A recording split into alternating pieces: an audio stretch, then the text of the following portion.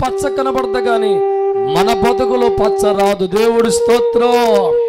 అందుకే గమనించి రాత్రిక సమయం ఎందుకు దేవుని కలిగి చెప్పుకున్న వారి జీవితాలు ఓడిపోతున్నాయి.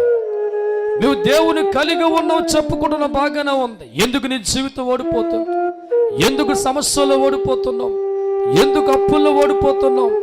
ఎందుకు జీవితంలో గెలవలేకపోతున్నావు అంటే చాలా మంది జీవితాలు దేవుడు తోడు లేకుండా ఆలోచన కలిగి ఉంటారు.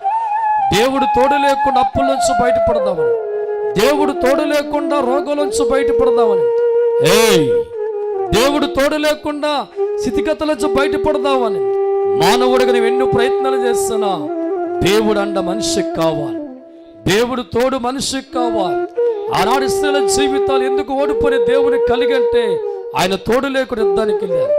సౌలు దేవుని కలిగిన కుటుంబం ఎందుకు ఓడిపోయిందంటే దేవుడు తోడు లేకుండా యుద్ధానికి వెళ్ళారు. ఈరోజు నీ జీవితం అలాగే ఉందా? నీ కుటుంబం అలాగే ఉందా?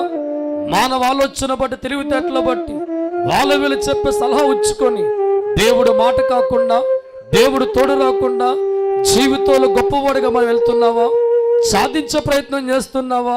అయితే రాత్రి రాసుకో డైరీలో, ఏ కుటుంబాలకైతే దేవుడు తోడు ఉండడో ఆ కుటుంబాల ప్రయత్నాల వర్ధిల్లో, ఏ వ్యక్తికైతే దేవుడు తోడుగా ఉండడో సమృద్ధ ఆహారం దొరకదు, ఏ జీవితానికైతే దేవుడు మాటను బట్టి అడుగులు వేసే వ్యక్తిగా ఉండలేరో వారితో దేవుడు రాడు. ఎవరికైతే దేవుడు తోడు రాడో తిరిగి అలసిపోవాలి తప్ప కుటుంబంలో మనశ్శాంతి ఉండదు, జీవితంలో మనశ్శాంతి ఉండదు, ఒంటిలో ఆరోగ్యం ఉండదు, భవిష్యత్తులో గొప్పవారిగా మారలేం.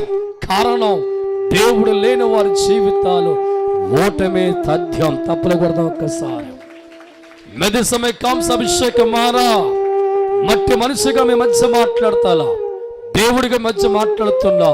నా సహాయం లేకుండా సాధించగలవా? నా సహాయం లేకుండా జయం చూడగలవా? నా సహాయం లేకుండా రోగంలో బయటకు రాగలవా? నా సహాయం లేకుండా సాధించైతే మారగలవా?